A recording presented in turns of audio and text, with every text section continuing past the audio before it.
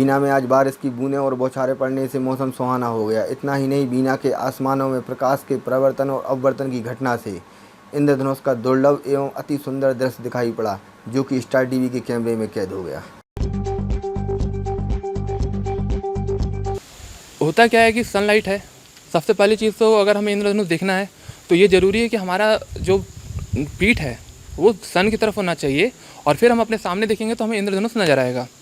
वो इस वजह से होता है कि सन से लाइट आ रही है, वो सफ़ेद कलर की आती है, और उसमें अलग अलग वेवलेंथ के कलर्स के तरंग जो होते हैं मौजूद होते हैं।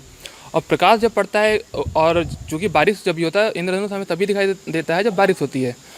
बारिश में क्या होता है कि पानी के छोटे छोटे जो बूंदें हैं वो एयर में रह जाती हैं, वो ज़मीन पे पड़ती नहीं हैं। तो वो छोटे छोटे जो बूंदें हैं उस पर जब प्रकाश की किरण पड़ती है तो सबसे पहले उसका पहली सतह पे, पानी की जो बूंद है उसकी पहली सतह पे उसका अपवर्तन होता है, और फिर जब वो दूसरी सतह पहुंचती है तो वहाँ पे उसका परावर्तन होता है। परावर्तन के पश्चात वो जब वापस आती है तो फिर से उसका अपवर्तन होता है। तो इस अपवर्तन और परावर्तन में क्या होता है कि पानी पे जो सफ़ेद किरण पड़ी है वो 7 कलरों में बट जाता है, और वहाँ पे क्या होता है कि ढेर सारे पानी की बूंदें, लाखों करोड़ों ड्रॉपलेट्स होंगे वहाँ वाटर के।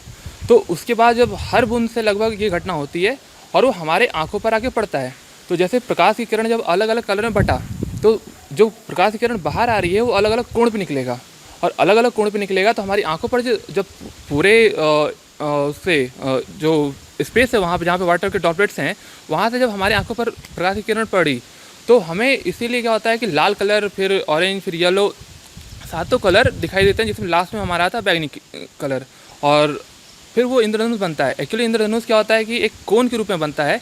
जो प्रकाश की किरण पूरे स्पेस से आ रही है वो एक कोन के फॉर्म में हमारी आंखों पर पड़ती है, इसलिए हमें वो गोल भी नज़र आता है। क्या महत्व रहता है, क्या सिखाया जाता है इंद्रधनुष के बारे में? इंद्रधनुष बनता है वर्ण विक्षेपण घटना के कारण। वर्ण विक्षेपण को हम ऐसे समझ सकते हैं कि प्रकाश जो हम देखते हैं, जो सफ़ेद कलर का हमें प्रकाश दिखाई देता है, एक्चुअली वो सफ़ेद कलर का प्रकाश क्या होता है कि अलग अलग कलर के प्रकाश का कॉम्बिनेशन होता है, जिसको हम विविग्योर से समझते हैं। ये शॉर्ट फॉर्म में बोल रहा हूँ। जो 7 कलर इंद्रधनुष में हमें दिखाई देते हैं वही वो 7 कलर मिलके सफ़ेद कलर बनाते हैं।